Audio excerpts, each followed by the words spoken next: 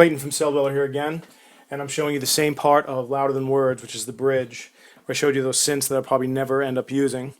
And accompanying me today is Sutter, the annoying studio cat, off to the right. You can't see him, but he's busy making noise at some other neighborhood cat or bird. I'm not really sure. Stutter. Stutter. So here's that part I was talking about earlier. We'll get reactor out of the way. That's just MIDI for the synth line that kind of follows the guitar. So I'm not really happy with all of this stuff here that I cut up and time corrected and made all pretty. So what I did is I ended up digging for another sound that I've always liked and never really found a place to use yet, which is this.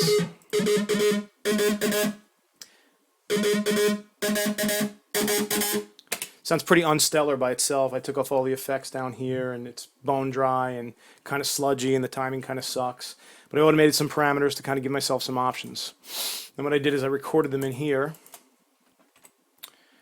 as audio. This is a higher octave and this is a lower octave. And in context, I'm thinking the lower octave sounds cooler. So what I ended up doing is after bouncing it in, I just threw some effects on it quickly to kind of hear it in context.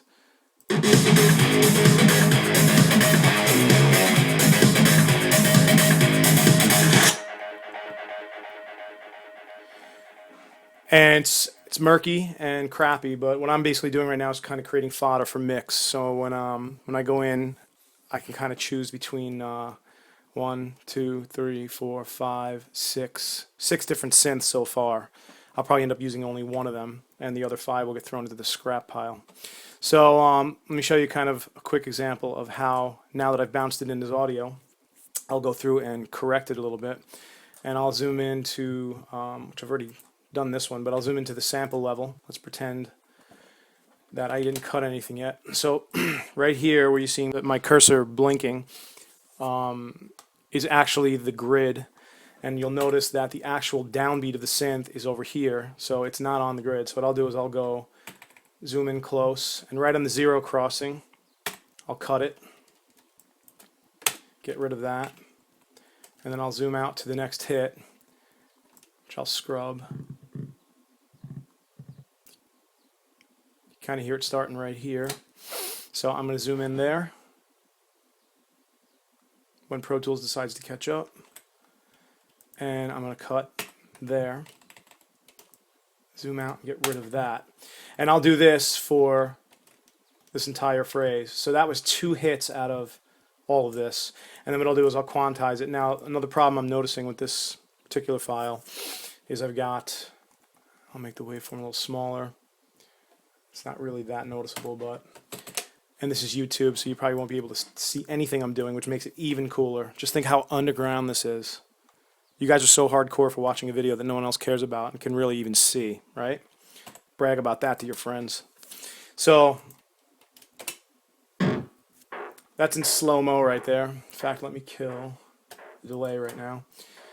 We've got this waveform that's kind of, I don't know if you'll be able to tell.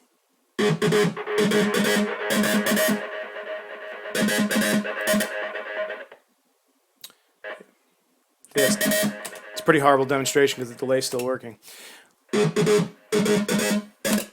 But these are easier to see. You've got a nice hit here, and you've got this round blubbery part over here, and then you've got this nice solid hit here with this round blubbery part.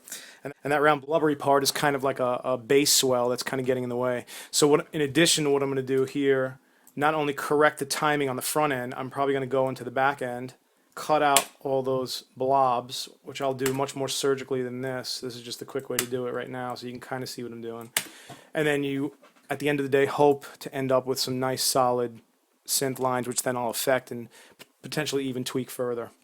So for those who made it through this entire video tutorial without falling asleep, I congratulate you.